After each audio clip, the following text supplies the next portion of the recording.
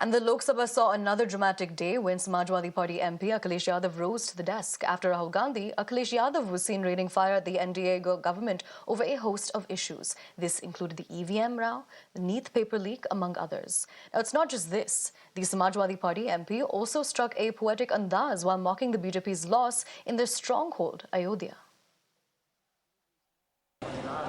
अयोध्या की जीत भारत के परिपक्व मतदाता की लोकतांत्रिक समझ की जीत है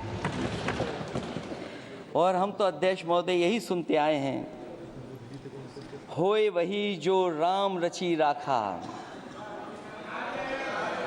ये है उसका फैसला। And on electronic voting machines, Akhilesh Yadav once again expressed doubt, saying that he never had faith and in fact will also never trust them in the future. He also went on to say that even if he wins, he would still voice to remove EVMs. Meanwhile, the opposition leader also cornered the centre on the Neethi paper leak issue, where he accused the government of facilitating the paper leaks. EVM पे मुझे कल भी भरोसा नहीं था, आज भी नहीं भरोसा। मैं 80 के 80 सीट जीत जाऊं तब भी नहीं भरोसा।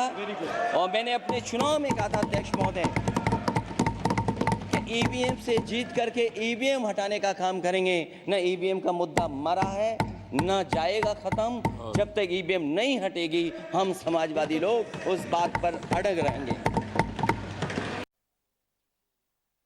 देश की सबसे प्रेस्टिजियस परीक्षा, उसका भी पेपर लीक हो गया। और आखिरकार ये पेपर लीक हो क्यों रहा है?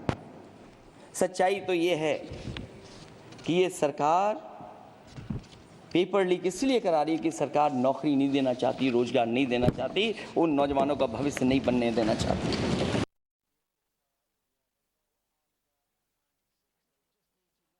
Now, we've just taken you through what's happened in Parliament. Yesterday, of course, we went through what the leader of the opposition in the Lok Sabha, Rahul Gandhi, had to say, and of course, the subsequent flashpoint that has taken place between the NDA and the INDIA. But when it comes to what we're expecting today, beyond those excerpts from the Rajya Sabha and also showing you what Akhilesh Yadav had to say when he lashed out at the centre after Rahul Gandhi, we're also expecting the Prime Minister to take on Rahul Gandhi later on. Now, we're crossing over to my colleague Himanshu to get us more on what's expected. But let's also talk about Akhilesh Yadav's statements, which we just went through. Himanshu, when we're talking about Akhilesh Yadav, we saw that he had also cornered the government. But what was the BJP saying in response?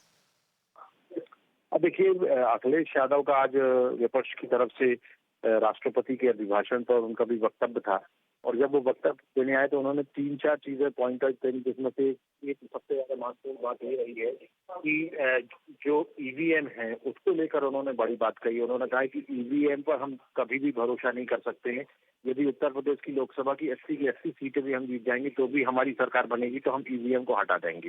दूसरी बात उन्होंने कही कि जो अग्निवीर योजना है, जैसा कि पहले राहुल गांधी ने कहा था कि अग्निवीर योजना को जब हमारी सरकार आएगी तो हम खत्म कर देंगे, वही बात को दोहराते हुए अखिलेश यादव ने भी कहा कि अग्निवीर योजना जो है हम उसको खत्म कर देंगे। और सरकार को चारों तरफ से घेरने के लिए विपक्ष ने जो रणनीति बनाई है, उसी रणनीति के तहत जो है अखिलेश यादव ने भी आज अपनी बातों को सदन के पटल पर रखा।